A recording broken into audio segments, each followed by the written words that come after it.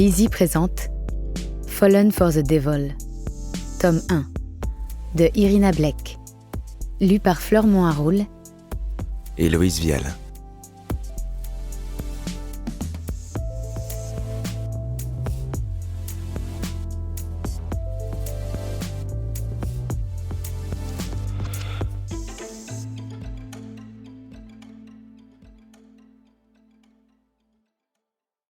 Avertissement. Voici la liste des trigger warnings de ce livre audio. Scènes de sexe explicites, violences physiques, sexuelles et psychologiques, meurtres, évocation de maltraitance infantile dans le passé des protagonistes, consommation d'alcool.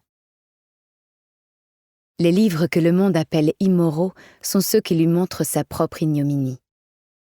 Le portrait de Dorian Gray, d'Oscar Wilde. Prologue. Je me souviens encore de son regard menaçant, profondément ancré dans le mien. Il cherchait une faille. Il me surplombait de sa grande taille et j'étais effrayée. Une petite voix me chuchotait qu'il me détruirait autant qu'il m'aimerait. Ce soir de décembre restera gravé dans ma mémoire comme une tache de vin rouge sur un tapis blanc nacré. Empoisonnant mes terminaisons nerveuses, la nuit obscurcissait l'horizon à perte de vue. Le drap noir du ciel avait même réussi à couvrir les étoiles. Je ne savais pas qu'à partir de cette soirée, celle où tout avait commencé, celle où nous n'étions que des étrangers, celle où nos yeux s'étaient croisés pour ne plus jamais se quitter, il marquerait mon âme au fer rouge pour toujours. Je m'accroupis et j'effleure la neige qui tombe depuis plusieurs jours. Les flocons commencent toujours à s'abattre à cette période de l'année, à la Nouvelle-Orléans, et, depuis ma plus tendre enfance, j'aime les contempler. Sous le voile nébuleux du crépuscule, l'aire de jeu, abandonnée et silencieuse, n'est animée que par les balançoires vertes qui s'agitent légèrement au gré de la brise. L'ombre des toboggans, qui s'étire sur le sol désert, feint une présence dans ce paysage brumeux. Seul le murmure du vent rompt le silence, tandis que l'odeur du mois de décembre caresse mes sens. Soudain, des bruits de pas crépitant dans la neige percent cet instant de quiétude. Je reste immobile en les entendant s'approcher. La nuit est calme. Il m'a rejointe. Je venais souvent jouer ici lorsque j'étais petite, lui confessai-je.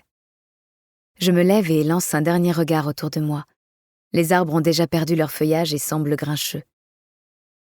Je me souviens de chaque détail, ajoutai-je avec nostalgie. J'adorais jouer avec Derek à la balançoire, mais bon. C'est le souvenir que je garderai de lui à présent. Il avance d'un pas pour s'asseoir, dos à moi.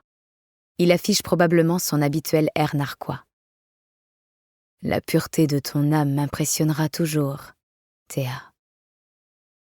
À ces mots, je ne peux m'empêcher d'esquisser un rictus. Il n'y a aucune pureté en moi. Je suis coupable. Je me tourne pour lui faire face. Ses yeux gris crient de douleur.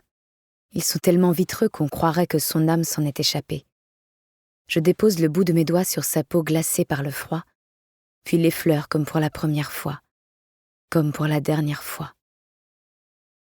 Vous savez que j'ai été comme fou après sa mort, éternellement, de l'aube jusqu'à l'aube. Je la suppliais de m'envoyer son fantôme.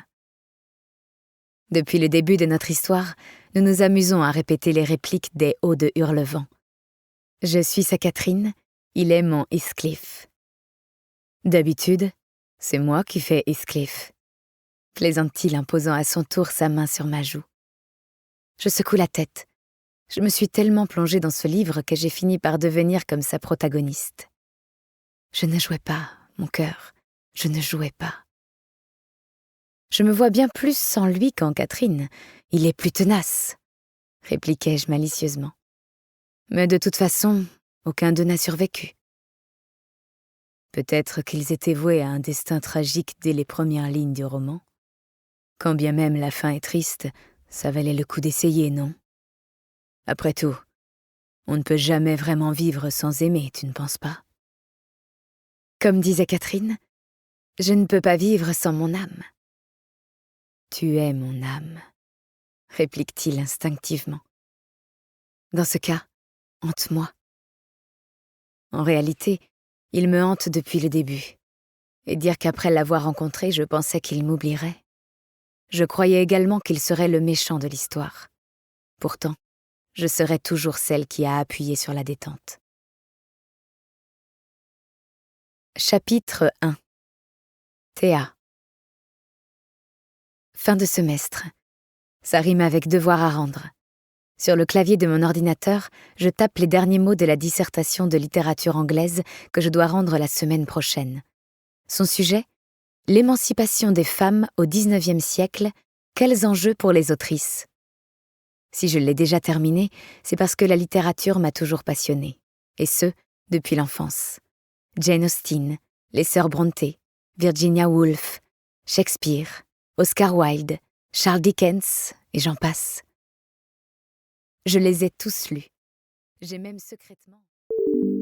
Nous espérons que vous avez apprécié cet aperçu.